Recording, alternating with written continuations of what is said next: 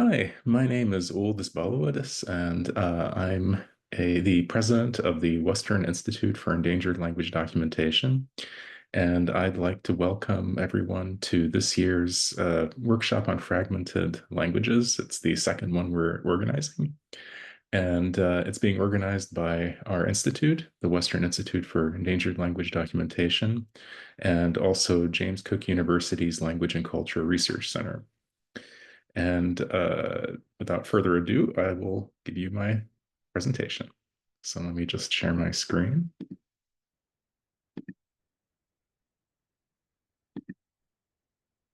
Okay.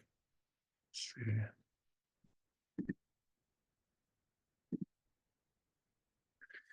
see. So today I'll be speaking about the language that I have been working primarily on over about the last 10 years or so since I finished my PhD. So Lutsi is a language that's was spoken historically in southeastern Latvia. So Eastern Latvia is a region that is called Latgale in Latvian, and it's one of the four historical provinces of Latvia. And this is the area where Lutsi was spoken. And as I'll explain in more detail in a few minutes, Lutsi is a Finnic language, and it's a variety of South Estonian. My work is also connected with my employers. I'm a research fellow at the University of Tartu Institute of Estonian and General Linguistics, and also a researcher at the University of Latvia Livonian Institute. So the focus of my talk today will basically be what can fragmented language data tell us about language origins and history? So there's a topic I've looked at in a previous paper that I published in 2021 on variation in the Inisev case in Lutsi. And there's also variation in some other locative cases. And I think that it sort of suggests some interesting possibilities for where the Lutsi speakers came from historically. And fragmented languages, of course, are languages that our institute focuses on in its research and study and support. And these are languages that are, in general, no longer spoken, and they have been documented, but to varying degrees. And often they remain somewhat understudied because of the lack of living speakers and also due to the fragmentary nature of the documentation. However, not only are these languages very interesting because they add further information to our understanding of the cross-linguistic behavior of different phenomena in languages, but they can also give us insights into regional history and the history of population movements and many other subjects. So that will be the focus of my talk today. So beyond that, I'll talk about the South Estonian language and its relationship to the rest of Finnic. So Lutsi is a variety of South Estonian, so this is important. Lutsi is specifically one of the South Estonian language island varieties. So I'll give a little background on that as well as on the Lutsis. And then I'll kind of turn towards the main topic of my talk, which are these internal and external locative cases and how two particular cases show variation in Lutsi and how this corresponds to variation seen in the South Estonian speech area in southeastern Estonia, where South Estonian is spoken still today.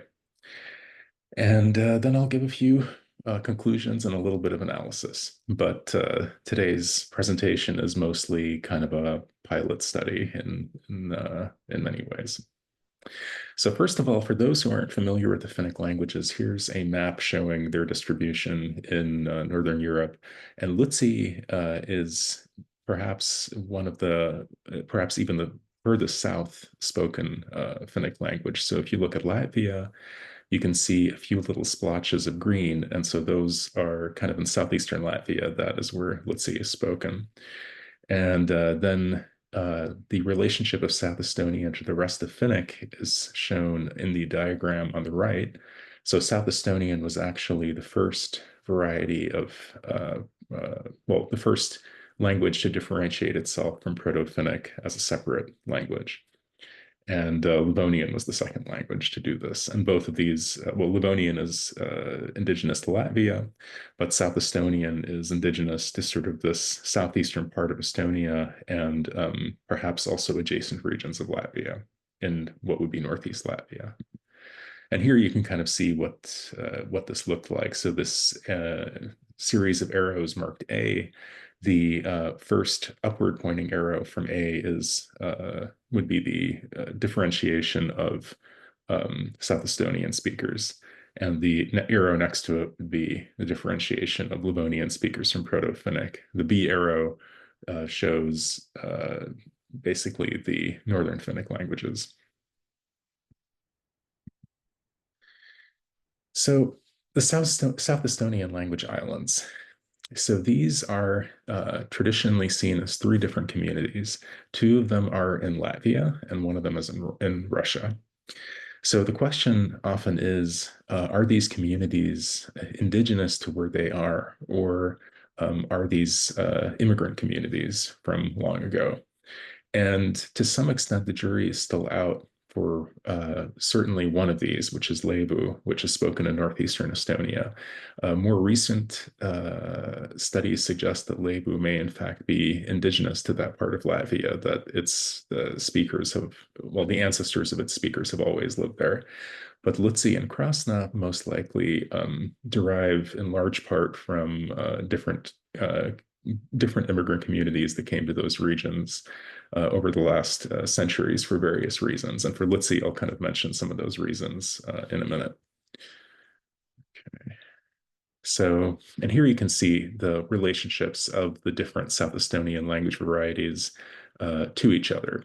So again, Leebu, so much as South Estonian was the first Finnic variety to separate from Proto-Finnic and become a unique language, Leebu was the first South Estonian variety to separate from Proto-South Estonian and also become a kind of unique variety of South Estonian. So in that sense, it's quite different from Lutsi and Krasna. These other varieties you see, Buru, Setu, Tartu, and Mulgi, these are South Estonian varieties that are still spoken in Estonia today.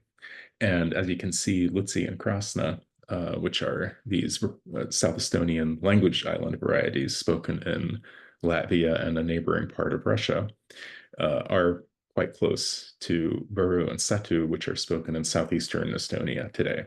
So modern speakers of Buru and Setu can largely understand Lutsi and Krasna. However, none of the language island varieties, so Leebu, Lutsi, and Krasna, are still spoken today by anyone who knows them fluently. There's still some fragmentary knowledge of Lutsi that exists in Latvia among descendants, but this is quite small in terms of individual words and some phrases and things like that. For Krasna, it's even less. The most recent expeditions probably were about 10 years ago, and almost nothing was found. And Leebu also in Latvia, there's some fragmentary knowledge that remains. But Leebu and Lutsi, the last fluent speakers, were still around in the late 20th century. And the last mostly conversational speaker of Lutsi died in 2006.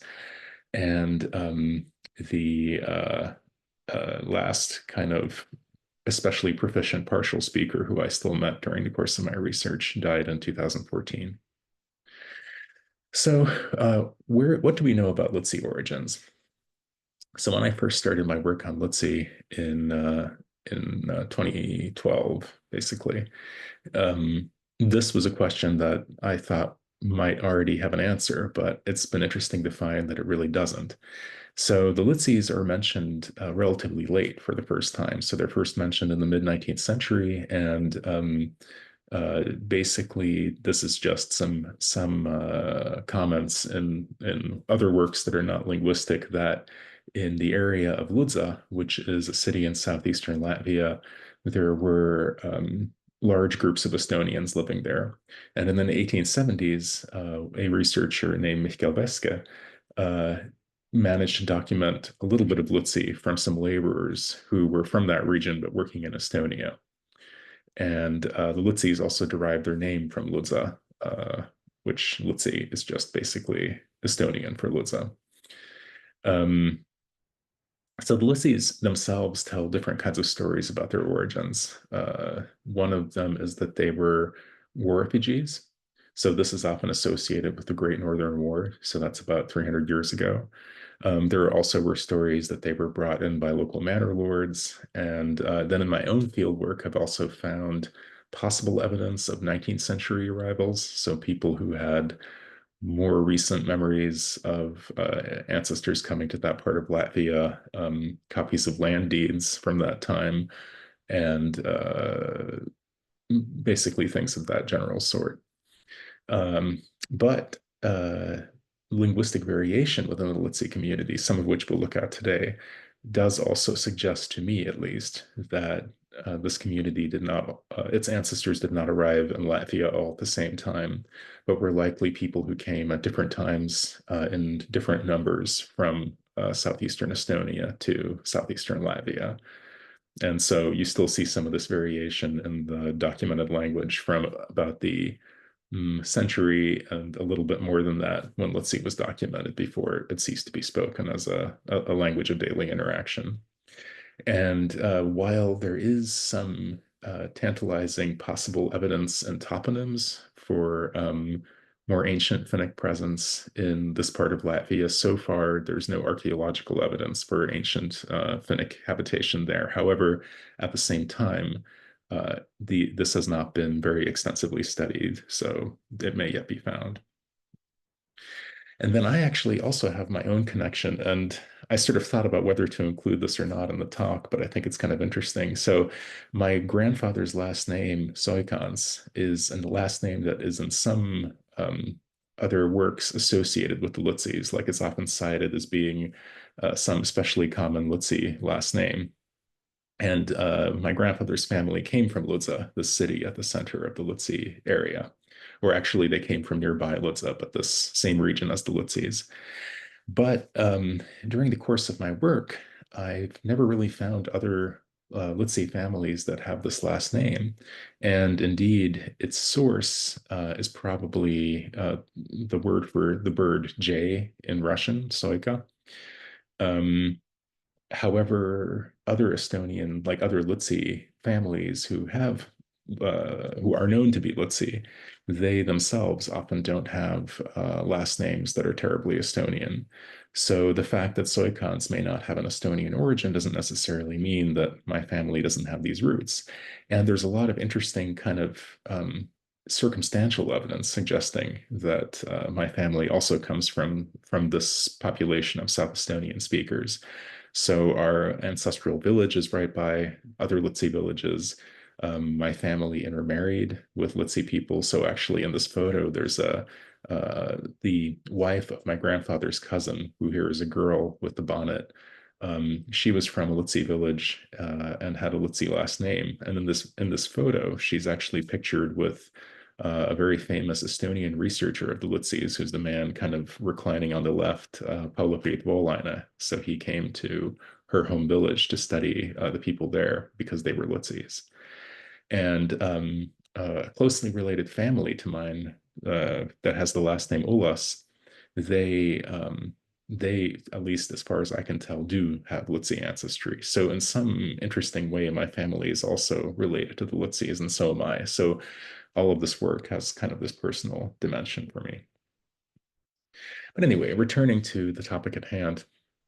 So this is, if you look at the map, the small inset at the upper right, you'll see where this map is taken from. So it's basically in southeastern Latvia. And the borders are the modern kind of civil parishes, so little kind of townships in this area. And the little dots show you the three clusters of Lutsi villages where they existed historically. In the north, the orange dots are the region that was already almost entirely assimilated into the Latvians when the first researcher came through in the 1890s.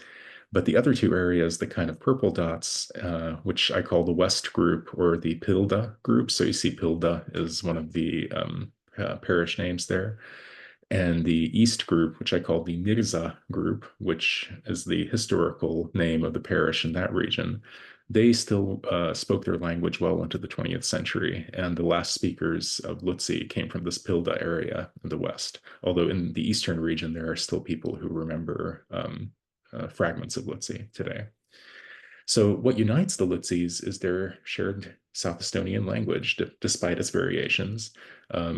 Similar culture, also Catholicism, which is unique because in Estonia there wasn't really any tradition of Catholicism. So they have the Catholic faith of their Latvian neighbors because in Eastern Latvia, this Latgala region, it's the part of Latvia that's historically Catholic. The rest of Latvia is historically Lutheran. And as I noted, are numerous Lutsi origin stories, and so some of these differences, like in language and in possible origin and so on, suggest to me that there probably were several migrations of people to this area. So first, for those who aren't familiar with the Finnic languages, just a quick intro to this concept of internal and external locative cases. So most Finnic languages in general have this system. So in a very general sense, so there, of course, are many complexities. There's much more to the system, and I want to add caveat upon caveat that I'm only speaking in a general sense. So the internal locative cases are, in a general sense, used for closed or bounded spaces. So you can think of buildings, rooms, lakes, these kinds of things. And the external locative cases, also in a general sense, are used for open or unbounded spaces. So you think of land as a very, or country and so on. These are kind of very typical places where you'll see the external locative cases used. And each of these groups contains three cases, a case showing motion from or out of, a case showing location in or at, and a case showing motion into or onto. So kind of out of, at, or towards. And of course, these cases are also used for other purposes. Typically, the additive and allative cases, which are two of the external locative cases, are also used to show for dative and benefactive constructions in Finnic languages, in many Finnic languages, but not all of them. And of course, the system exists alongside other language tools such as adpositions. So it's not the only way to show some of these kinds of relationships among words. Now, the two cases that I'm going to be speaking about today in particular are two of the internal cases. So one is called the inessive, which shows location in or at something. And the other one is called the illative, which shows direction towards or into something. So if we look at this map of the Lutsi area, I've drawn this sort of red line, and also this data that I'm using for this presentation, it comes partially from my study on inessive case variation in Lutsi, which is Baluadis 2021, and then sort of just in preparing this presentation, comments in and data from a text collection of South Estonian language island texts, which is this Metz et al. 2014. So that's the source of this data that I'm discussing here. So in the Western region, this Pilda region, for the inessive case, we generally see an ending H. In the Eastern region, we see an ending N. However, it should be noted that this is not a hard and fast rule. So you do see mixing. There's some H behavior in the East and some N behavior in the West. And the further back in time you go, the more that is the case. And historically, a ending HN was used also across this whole area. So clearly you can see the origins of these two preferred endings as well. And then the illative case shows an interesting variation as well, which is in the West, actually the illative and allative, so this is the external case showing motion towards, have the same ending. So the illative ending has generally been lost, and the allative ending is used in general for both purposes, like both internal and external locative case meanings showing motion towards or into. But in the East, you still have a unique illative case ending, this he. And the endings in parentheses are simply harmonic variants because Lutsi, just as the rest of South Estonian, has vowel harmony. So here you can see two examples of the initive case variation. So in the West Pilda subdialect, we have kotoh for at home. And in the Eastern Nigza subdialect, we have koton also at home, but showing these two different endings, but with the same meaning for the same word. And for the illative case variation, again, I was fortunate enough to find examples using the same noun for both. So we have kerikule, to church. So this is using an ending that looks like an allative, but which is the external locative case. But in the Eastern Nizza subdialect, we have a unique illative ending he in kerikohe. So this shows this variation as well in Lutsi. So what do we see when we go to Estonia? So here, if we look at these two little inset maps, and these are, in a moment, you'll see where these are located in Estonia, because I have another map to show that. But basically, this is the very, very southeast of Estonia. So for the initive, we actually see the opposite pattern of what you see in the Lutsi region. Here, I'm calling it Lutsi Ma, which is sort of Estonian for Lutsi land, so the Lutsi speech area. In the Lutsi speech area, we see the H in a sub used in the west and the N in a sib used in the east. But in southeastern Estonia, where South Estonian is also spoken, we see the H in a sib in the east and the N in a sib in the west, so the opposite pattern. And for the illative ending, we only see this he. So this sort of use of the allative le ending for illative meanings that you see in Lutsi is not present there. And so here, this is the promised map of Estonian, North and South Estonian language varieties and subdialects.